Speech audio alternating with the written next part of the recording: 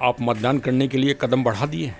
अवश्य बढ़ाइए, मतदान अवश्य करिए। 100% मतदान होना चाहिए। लेकिन मतदान के पहले ये ब्लॉग जरूर सुन लीजिए और मंथन करिए, आत्ममंथन, आत्मविश्लेषण और कदम आगे बढ़ा दीजिए। साथियों नमस्कार, मैं राम प्रताप सिंह कुशवाहा। आप सुन रहे हैं हमारा चैनल ज्ञान एंड नॉलेज का प्रोग्राम मंथन। मंथन तो बहुत अच्छा प्रोग्राम है और इसमें साम्यक घटनाओं का विषय में विस्तृत विवेचन होता है। देखिए, सामने सूर्य अपनी यात्रा कर रहे हैं और भारत में लोकसभा चुनाव 2024 की यात्रा चल रही है। 2 पायदान पूरे हो चुके हैं। कल 7 तारीख को तीसरा पायदान है, बहुत ही महत्वपूर्ण पायदान है। सूर्य अपने प्रभा मंडल पर देखिए एकदम प्रकाशित हो रहे हैं। तो भारत भी सूर्य आगे बढ़ने जा रहा है इस भूमंडल का। धीरे धीरे आर्थिक विकास और औद्योगिक विकास, एग्रीकल्चर विकास, सारे विकास के रास्ते हमारे भारतीय युवा लोग खोलते जा रहे हैं और भारत प्रगति के पथ पर अग्रसर है, इसमें कोई दो राय है ही नहीं। और आपको यथार्थ रूप में दिखाई भी दे रहा होगा भारत का जो विकास हो रहा है। चलिए कुछ मैं आपको चित्रों के माध्यम से भारत के विकास को परिलक्षित करता हूँ। क्योंकि आज मैं रिटायर्ड पुलिस वाला रहा हूँ और काफ़ी एक अच्छा अनुभव, मतलब शायद पहला और दूसरा चुनाव, 2 चुनाव तो मैंने अपने जीवन में नहीं देखे, 1952 और एक और। इसके बाद के सारे चुनाव हमने देखे हैं, समाचार पत्रों में पढ़े हैं। उस समय संचार का एक ही माध्यम था, समाचार पत्र। आज तो बहुत ही इस मामले में बहुत प्रगति हो गई है। राष्ट्रीय चैनल एक मिनट हम और आप अपना जीवन का ध्यान नहीं रख पाते होंगे जितना वो इन घटनाओं का ध्यान रखते हैं। और घटनाएं वास्तव में एक इतिहास होती हैं और इतिहास एक दर्पण होता है। तो आप लोग मत डालने जाएं तो उससे पहले इतिहास में ज़रूर झांकें, इतिहास की घटनाओं को देखें। वो भी प्राचीन भारत नहीं कि पूज्य महान वीर महाराणा प्रताप जी और जामनगर के राजा साहब दिग्विजय सिंह साहब का पोलैंड पर के नागरिकों पर विशेष स्नेह, ये सब पुरानी घटनाएं हो गई हैं। हम इनकी गाथाओं को इतिहास में अमरता के साथ लिखा ही गया है, उनका यश गाया गया है, उनका पराक्रम गाया गया है। ये घटनाएं ऐसी हैं कि इनका दूसरा उदाहरण पूरे इतिहास में ही नहीं मिलता है। सत्य बात तो ये है। तो अब इनके बारे में हम कितना वो करें। फिर लोग कहते हैं कि ये तो पुरानी घटनाएं हैं, स्वतंत्रता के भारत की स्वतंत्रता के पहले की हैं। अब कई जो नई विचारधारा के लोग हैं, नए लड़के हैं, वो चाहते हैं कि वो सुनना चाहते हैं सिर्फ 1947 के बाद का भारत, और वो जानते हैं कि भारत यहीं सर है, जबकि भारत तो भारत ही है। हाँ, भारत मतलब जैसे प्रकृति का सूर्य की पहली किरण निकली होगी, जल की पहली धारा बही होगी इस भूमंडल में, तब से भारत है। हाँ, क्योंकि विचारधारा जो भारतीयों की है वो सनातन है। सनातन जो कभी समाप्त ना हो, जिसका कभी समापन ना हुआ हो आदि से और अभी तक। चलिए अब हम आते हैं घटनाओं पर। तो भाई घटनाएं, इतिहास एक दर्पण है। क्योंकि मैं इतिहास का भी छात्र रहा हूँ, इसलिए इतिहास पर हमें बड़ा विश्वास है। साइंस से भी ज़्यादा इतिहास पर विश्वास होता है। विज्ञान में तो फिर भी नई चीज़ें आप गुणन करते रहिए तो नई चीज़ निकलती रहेगी, लेकिन इतिहास को नहीं बदल सकते। हाँ, इतिहास और समय 2 चीज़ें ऐसी हैं। जैसे समय है, अब इस समय सुबह का 7 बजने जा रहा है, कल 7 तारीख है, तो इसको कौन बदल पाएगा? इसको कोई नहीं बदल सकता। ये तो प्राकृतिक है, यूनिवर्सल है। जो आज हमने विषय सुना है वो बहुत ही महत्वपूर्ण है और भारत का भविष्य उसी में है और भारत के मूल इतिहास से जुड़ा हुआ है। उसको आप अवश्य पूरा सुनिए। अब हम आपको ले चलते हैं लोकसभा चुनाव की रथ यात्रा पर और सीधे आपको अपने जीवन के 1962 का आपका चुनावी महासंग्राम में ले चलते हैं। आपको याद नहीं होगा क्योंकि कई जो हमारे ब्लॉग को सुन रहे होंगे वो उस समय इस भूमंडल पर होंगे ही नहीं। लेकिन चलिए 1962 का हम आपको इतिहास बताते हैं। 1962 में जो सबसे बड़ी विजय हुई थी लोकतंत्र में, वो जो Greenwich book of the world record में आज भी अंकित है कि उतने अच्छे वोटों के प्रतिशत से आज तक कोई भी लोकतंत्र में नहीं जीता। वो थी भारत की विदुषी महिला राजमाता गायत्री देवी जी, और संसदीय क्षेत्र था जयपुर, जिसको हम पिंक सिटी कहते हैं, और जो राजघरानों से संबंधित है, भारत के श्रेष्ठतम राजघरानों में से एक है, वो वहाँ की रानी साहिबा थी, मतलब महारानी थी। राजमाता उन्हें लोग बाग साधारण जनता स्नेह में कहा करती थी। वो सबसे बड़े मतलब वोटों से वो विजयी हुई थी। फिर वो ऐसी शख्सियत हुई भारत में कि वो 3 लगातार चुनाव जीती। मैंने भी मंथन किया, काफ़ी जो है विचारण किया कि कौन सा जो है विशेष बिंदु लिया जाए। तो हमको लगा कि इस समय लोकसभा का चुनाव पूरी तरह से महिला सशक्तिकरण पर आधारित है। देख लीजिए, आप पूरा मंथन कर लीजिए सभी पार्टियों का। इस समय एक राजपूत विचारधारा के लोग भी नारी सशक्तिकरण, नारी अपमान पे राजनीति कर रहे हैं, और करना भी चाहिए। सही बात है कि किसी भी समाज या समुदाय के महिलाओं के प्रति आप अभद्र टिप्पणी क्यों करें। हर समाज में महिला शक्ति को अपने अपने दृष्टिकोण से उन्हें सम्मान दिया जाता है। सभी समाजों की अलग अलग रूपरेखा है, उसके बारे में हमको ज़्यादा विचारण करने की आवश्यकता इस समय तो नहीं है। लेकिन फिर भी ये जो चुनाव है 2024 का, ये भारत की नारी सशक्तिकरण का चुनाव है, आपको मैं ये भी बता रहा हूँ। इसलिए हमने नारी सशक्तिकरण में भारत की प्रबुद्ध राजनीतिक शक्तियों की जो महिलाएं हैं उनको ही केंद्र बिंदु, क्योंकि उनसे आप भारत की राजनीति की स्थिति अच्छी तरह समझ लेंगे। पक्ष और विपक्ष में दोनों तरफ उस समय 1962 के चुनाव से आगे जो चुनाव हुए, उसमें ये नारी सशक्तिकरण में एक तरफ श्रीमती राजमाता गायत्री देवी जी थी और दूसरी तरफ भारत की चर्चित प्रधानमंत्री श्रीमती इंदिरा गांधी थी। और दोनों लोगों में प्रतिस्पर्धा थी अपने स्कूलिंग टाइम से, बच्चों में होती है वो प्रतिस्पर्धा, पूरे जीवन इनके चलती रही। अब देखिए आगे की कहानी सुनिए। फिर भारत के लोकसभा चुनाव की यात्रा में 1967 का चुनाव हुआ। 1967 का चुनाव भी बहुत बड़ा परिवर्तनकारी था, और इसमें भी स्वतंत्र पार्टी श्री राजगोपालाचारी जी उसके अध्यक्ष थे, और उनके नेतृत्व में ये पार्टी काम कर रही थी। और इसमें भी जयपुर संसदीय सीट से गायत्री देवी जी बहुत ही सम्मानजनक मतों से विजयी हुई। जनता उनसे बड़ा स्नेह करती थी, क्योंकि वो मतलब एक रानी होने के साथ ही जनता की बहुत ही लोकप्रिय और समाज सेविका थी। वो स्कूल चलाती थीं, और राजस्थान में आपने महिला जागृति की विशेष स्थिति देखी होगी आज भी। तो उस और भारत की महिला शक्ति की उस समय वो आइकॉन थी। सत्य बात तो ये है, क्योंकि वो भारत दुनिया की जो उस समय सुंदरतम महिलाएं थी, और विशेषकर राजघराने की, क्योंकि राजघराने की तुलना इस समय या आज भी, आज की तारीख में भी इंग्लैंड मतलब ब्रिटेन की जो रानी साहिबा हैं उनसे की जाती है। तो उस समय वो भारत के श्रेष्ठतम राजघरानों, क्या दुनिया के जो 10 राजघराने थे उनमें वो सुपर स्थिति में थी, आइकॉन थी पूरे दुनिया की महिला शक्ति में। और 1971 का भी युद्ध मतलब संसदीय चुनाव उन्होंने बहुत अच्छे तरह से जीता था। ये उनकी जो मतलब ऐश्वर्य बढ़ रहा था, या उनका जो सम्मान देश में बढ़ रहा था, और एक कांग्रेस से छोड़कर एक दूसरी विचारधारा भारत में पनप रही थी। तो वो विचारधारा और अन्य विचारधाराएं भी उस समय पनप रही थीं।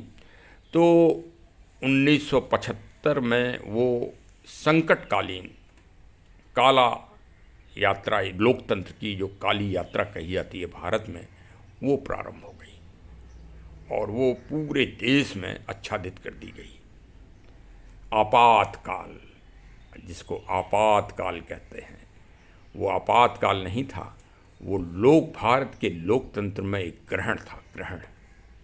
और उस समय के राजनीतिक कुचक्र या राजनीतिक स्पर्धा में वो 56 वर्षीय महिला भारत की 30 जुलाई 1975 को, जब वो बम्बई से अपना इलाज करा के दिल्ली अपने आवास पर आई थीं, उस दिन वो और उनके बेटे कर्नल भवानी सिंह, जिनको भारत सरकार के द्वारा महावीर चक्र से सम्मानित किया गया था, शौर्य का पद, बहादुरी का पद, युद्ध कौशल का पद, देशभक्त का प्रमाण पत्र जिनके पास था, उनको भारत सरकार यानी श्रीमती इंदिरा गांधी जी के द्वारा गिरफ्तार कराया गया और उनको फिर कहाँ रखा गया? तिहाड़ की सबसे यातना भरी कोठरी में, जिसमें दुर्दांत अपराधी बंद किए जाते हैं, उस तरह से उनके साथ व्यवहार किया गया, अमानवीय व्यवहार जिसे आज हम कह सकते हैं। और उनकी गिरफ्तारी के बाद राजघराने में दबिश दी गई। जयपुर राजघराने, वो आमेर का किला जिसके बाद जो पूरी दुनिया में चर्चित है और जिसके नैना अभिराम दर्शन करने के लिए हम और विदेशी लोग जयपुर आते हैं और गर्व की अनुभूति करते हैं, उसमें दबिशें दी गई। लोग बाग तो ये कहते हैं कि कई ट्रक जो है सोने चांदी के सिक्के और जो राजघराने के विशेष आभूषण थे, जो एक विशेष संग्रहालय बनाने के लिए वहाँ के तत्कालीन राजा साहब ने और जो ये रानी साहिबा थी, इन्होंने संकलित किए थे, क्योंकि देश में एक नई विचारधारा चल रही थी। वो संग्रह अगर बन जाता तो वो लंदन के संग्रहालय से भी बड़ा संग्रहालय आज भारत के पास होता निसंदेह रूप से, और भारत दुनिया का सिरमौर होता। लेकिन श्रीमती इंदिरा गांधी ने उसको लगातार दबिश कई महीने चलती रही और वो सामान के बारे में ये वो है कि वो कई ट्रकों से इधर उधर आया और गया, और भारत उस समय महान संग्रहालय के सकारात्मक निर्माण और सकारात्मकता के उससे बच गया। देखिए, संग्रहालय मेवाड़ रियासत में भी आज है और भारत के श्रेष्ठतम संग्रहालयों में से एक है। उसी सोच से जयपुर राजघराने में भी संग्रहालय के लिए सारी चीज़ें इकट्ठी कर ली गई थीं। अन्य रियासतों ने भी मदद की थी उस संग्रहालय को बनाने में। उस संग्रहालय को नेस्तनाबूद कर दिया गया। ये रहस्य आज तक आपको किसी ने नहीं बताया होगा, लेकिन मैं आपको बता रहा हूँ, क्योंकि मैंने इस संबंध में छोटी मोटी शोध भी की है। और वो संग्रहालय न बन पाए, इस सोच के कारण महारानी जी को गिरफ्तार कराया गया और गिरफ्तार करने के बाद उनके बच्चे को गिरफ्तार कराया गया, कर्नल भवानी सिंह, जिन और किसका किसका मनोबल टूटा। अब आप समझ रहे हैं किसका किसका इस देश में मनोबल को, सारे देशभक्त, राष्ट्रभक्त, महिला सशक्तिकरण को कुचला गया, रौंदा गया। इतना तो रौंद हाथी अपने पैर से नहीं सकता है जितनी भारत की मूल विचारधारा को कुचला गया। देखिए, मैं पहले भी अपने ब्लॉग में कह सकता हूँ, मैं किसी जाति का पोषक नहीं हूँ, लेकिन मैं भारत के विचारधारा, जो राजपूत शैली की विचारधारा है, उसका मैं पोषक हूँ। हाँ, अवश्य हूँ। वो एक विचारधारा है, उसमें क्षत्रियों में, मतलब राजपूतों में, ऐसा नहीं कि सिंह सिर्फ राजपूत ही लगा रहे हैं या क्षत्रिय लगाते हैं। सिंह एक विचारधारा हुई, और उसमें ब्राह्मण भी लगाते हैं, हमारे SC/ST एक्ट वाले भाई लगाते हैं, हमारे मध्यम वर्ग के सारे यादव जी और वर्मा जी लगाते हैं, और सरदार जी लोग लगाते हैं, और कई जैन और बौद्ध धर्म के लोग भी लगाते हैं, और कई मुस्लिम भाई भी लगाते हैं। कई मुस्लिम भाई यहाँ से लेके पाकिस्तान और बांग्लादेश, अफ़गानिस्तान में भी चले जाएं, वहाँ के कई मुस्लिम भाई लोग हैं, वो अपने नाम के आगे गर्व के साथ सिंह लगाते हैं। तो सिंह एक विचारधारा है इस देश में, जो राष्ट्रभक्त और राष्ट्र प्रेम, भारत की अखंडता से जोड़ती है अपने आप को, उस मनोबल को कुचला गया। सिर्फ ये मत समझिए कि गायत्री देवी जी को बंद किया गया। गायत्री देवी जी से ही ये कहानी समाप्त नहीं होती। अब हम आपको भारत की एक दूसरी राजनीतिक नायिका, उनका भी आपको प्रसंग सुनाते हैं। तब तो फिर आप समझ ही जाएंगे भारत में महिला सशक्तिकरण, भारत की विचारधारा, ये जो आज जनसंघ और भारतीय जनता पार्टी का आप स्वरूप दिख रहे हैं, इसकी स्तंभ जिनको कहा जाए वो थी ग्वालियर की महारानी श्रीमती विजया राजे सिंधिया जी। और ये यात्रा महिला सशक्तिकरण को कुचलने की लोकसभा की यात्रा के साथ ही चल रही है। और 3 सितंबर 1975 को तिहाड़ जेल में ये दूसरी भारत की लोकप्रिय नेता, इनको रानी और महारानी तो छोटा पद है, स्वतंत्र भारत के बाद तो भाई ये पद ही समाप्त कर दिया गया था, क्योंकि भारत की जितनी भी रियासतें थीं, आप इस बात को गहराई से समझिए, बार बार सुनिए, उन्होंने भारत के संविधान के प्रति पूरी आस्था की थी। जितना हम और आप आज तक आस्था को नहीं मानते हैं, उतना भारत के राजा और महाराजाओं ने समर्पण किया था, भारत के संविधान पे विश्वास किया था, और उनके भारत के संविधान को कुचला गया। किससे? जो प्रिवी पर्स उन लोगों को मिलता था, मैं ये नहीं कह रहा हूँ वो पूरा दान कर दें देश के लिए, वो अलग बात है, लेकिन भारत के संविधान के तहत जो एग्रीमेंट लिखा गया था उसको प्रिवी पर्स उसके आधार पर दिया जाता था। कई लोगों को तो 250 रुपये प्रिवी पर्स मिलता था, राजा महाराजे ऐसे थे इस देश में।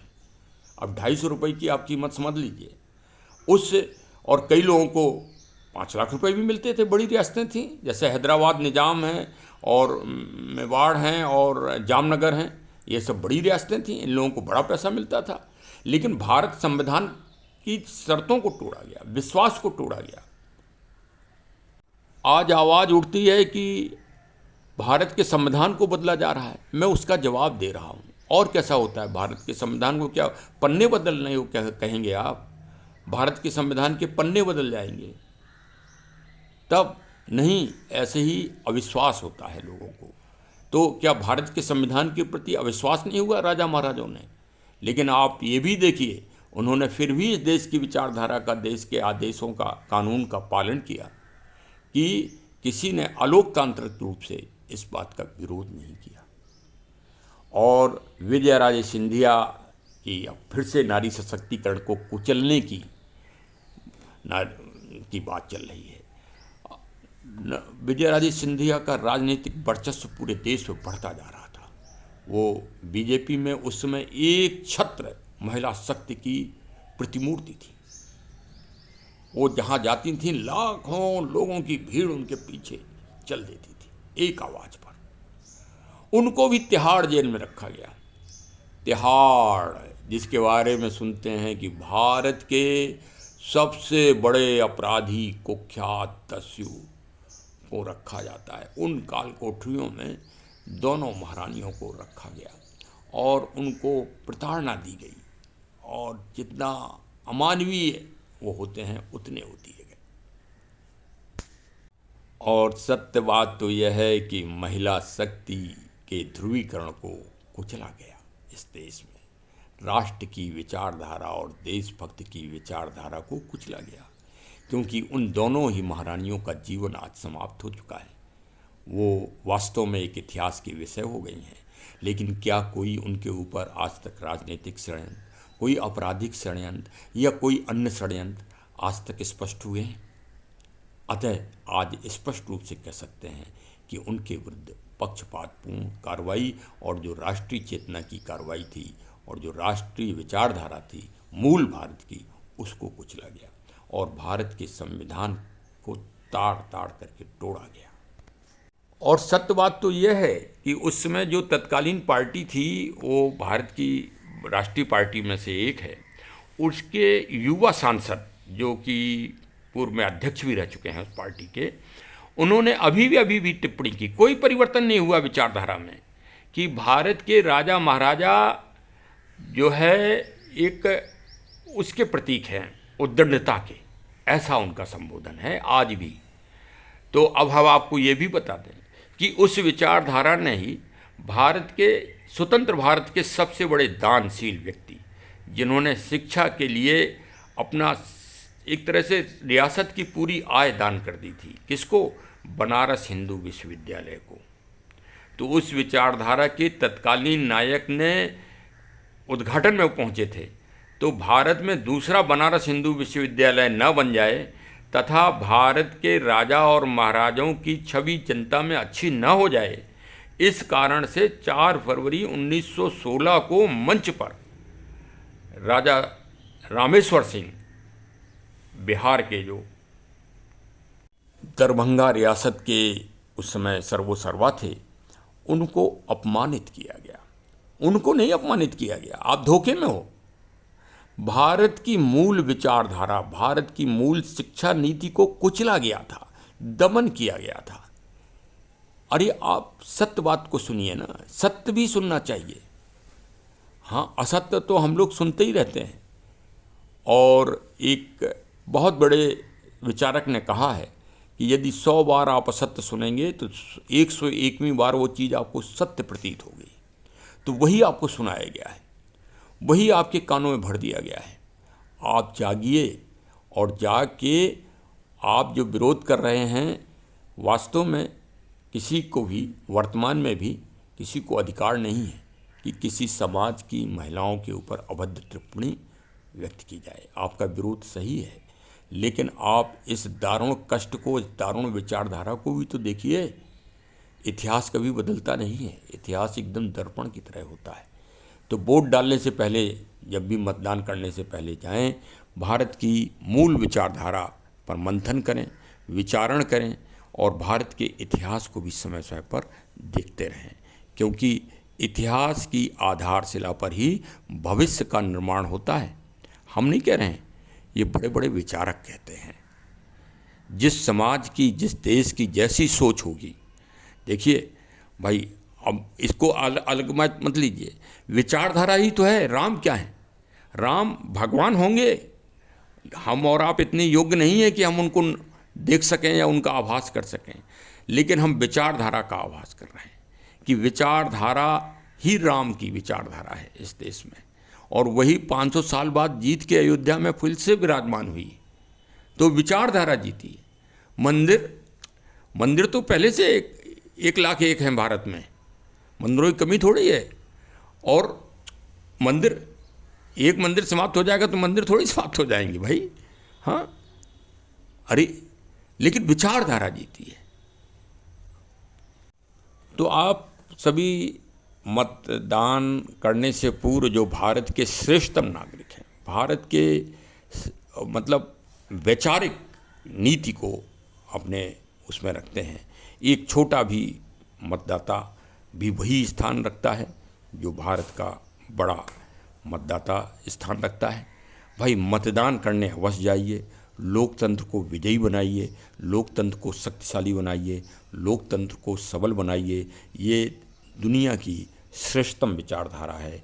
अरस्तु, प्लेटो, चाणक्य, भगवान प्रभु श्री राम सब इस व्यवस्था के पोषक रहे हैं, और ये भारत की भी एक विचारधारा रही है। महात्मा बुद्ध, महावीर साहब और गुरु गोविंद सिंह साहब भी समानता और स्वतंत्रता के पोषक थे, और सकारात्मकता को हमें लेके चलना है। तो ये एक छोटा सा मंथन है, इस पे अवश्य विचार करिए। बहुत बहुत धन्यवाद। हमारे चैनल को अगर सब्सक्राइब न किया हो तो कृपया सब्सक्राइब करिए, और साम्यक घटनाओं की यात्रा से आप भी जुड़िए। समय समय पर इतिहास की जानकारियाँ हमारे चैनल से अवश्य प्राप्त करते रहिए। बहुत बहुत धन्यवाद। जय हिंद, जय हिंद, जय हिंद।